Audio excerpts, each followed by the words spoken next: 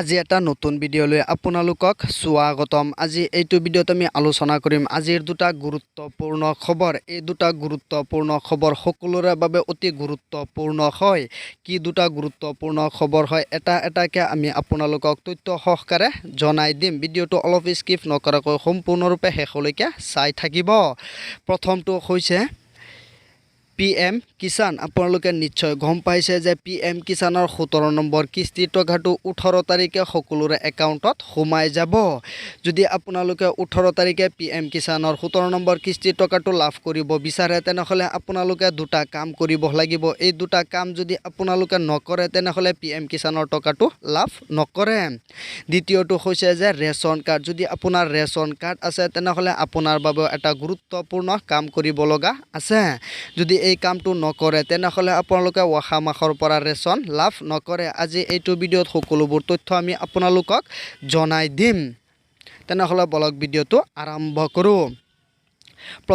প্ৰথমতে জনাই দিওঁ যে PM কিষাণ, যিহেতু PM কিষাণৰ তাৰিখটো আহি গৈছে 18 তাৰিখে, এইটো জুন মাহৰে 18 তাৰিখে PM কিষাণৰ 17 নম্বৰ কিস্তিৰ টকাটো সকলোৰে একাউণ্টত সোমাই যাব। তেতিয়াহ'লে আপোনালোকে কি দুটা কাম কৰিব লাগিব তেতিয়াহ'লে টকাটো লাভ কৰিব। তাৰ ভিতৰতে প্ৰথম কামটো হৈছে আপোনালোকে KYC-টো কমপ্লিট কৰিব লাগিব। যদি KYC-টো কমপ্লিট নকৰে তেনেহ'লে টকাটো লাভ নকৰে। কিয়নো আপোনালোকে নিশ্চয় জানে যে PM কিষাণত বহুতো ভুৱা কৃষকসকলে আবেদন কৰিছিলে। সেইটো কাৰণে চৰকাৰৰ ফালৰ পৰা এটা নটিফিকেশ্যন জাৰি কৰিছে যে নতুনকৈ KYC কমপ্লিট কৰিব লাগিব। যিসকলে নেকি KYC-টো কমপ্লিট কৰিব তেওঁলোকেহে টকাটো লাভ কৰিব। যদি আপোনালোকে KYC-টো কৰা নাই তেনেহ'লে সোনকালে KYC-টো কৰি লওক। আপোনাৰ হাতত আৰু সময় বেছি নাই, কিয়নো 18 তাৰিখে PM কিষাণৰ টকাটো সকলোৰে একাউণ্টত সোমাই যাব। দ্বিতীয়টো হৈছে যে আপোনালোকে যদি ৰেচন কাৰ্ড আছে তেনেহ'লে আপোনাৰ বাবে এটা গুৰুত্বপূৰ্ণ কাম কৰিব লাগিব। কি গুৰুত্বপূৰ্ণ কাম হয় এইটো আমি আপোনালোকক জনাই দিম।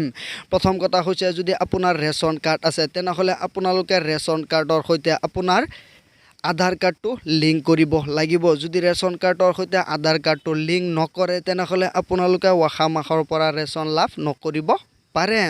কিয়নো আপোনালোকে নিশ্চয় জানে যে ৰেচন দোকানীসকলে ৰেচন কাৰ্ডৰ KYC-টো কৰি আছে। আধাৰ কাৰ্ডটো লৈ তেওঁলোকে এখন ফিংগাৰ প্ৰিণ্ট লৈ আছে। এইটো আপোনালোকৰ KYC হ'ব। যদি আপোনালোকৰ ফালে এতিয়ালৈকে লোৱা নাই তেনেহ'লে আপোনালোকে যোগাযোগ কৰি অতি সোনকালে আধাৰ কাৰ্ডৰ সৈতে ৰেচন কাৰ্ডটো লিংক কৰি লওক। তেতিয়াহ'লেহে আপোনালোকে অহা মাহৰ পৰা ৰেচন লাভ কৰিব। যদি আধাৰ কাৰ্ডৰ সৈতে ৰেচন কাৰ্ডটো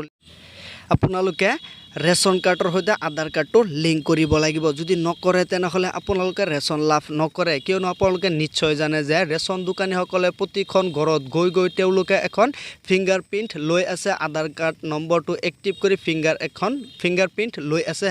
এইটো ফিংগাৰ প্ৰিণ্ট দিয়াটোৱে হৈছে KYC কৰা হ'ব। যদি এইখিনি কাম আপোনালোকে নকৰে তেনেহ'লে আপোনালোকে অহা মাহৰ পৰা ৰেচন লাভ নকৰে। এই দুটাই হৈছে আজিৰ গুৰুত্বপূৰ্ণ খবৰ। এই দুটা কাম যদি আপোনালোকে নকৰে তেনেহ'লে আপোনালোকে টকাটো লাভ নকৰিব। প্ৰথমটো হৈছে PM কিষাণৰ দুটা কাম কৰিলে PM কিষাণৰ 17 নম্বৰ কিস্তিৰ টকাটো লাভ কৰিব। আৰু দ্বিতীয়টো হৈছে ৰেচন কাৰ্ডটো আধাৰ কাৰ্ডৰ সৈতে লিংক নকৰিলে আপোনালোকে অহা মাহৰ পৰা ৰেচন লাভ নকৰিব পাৰে। আজিৰ এই দুটা গুৰুত্বপূৰ্ণ খবৰ। যদি ভিডিঅ'টো ভাল লাগে এটা লাইক কৰি দিব আৰু চেনেলটো ছাবস্ক্ৰাইব কৰি দিব।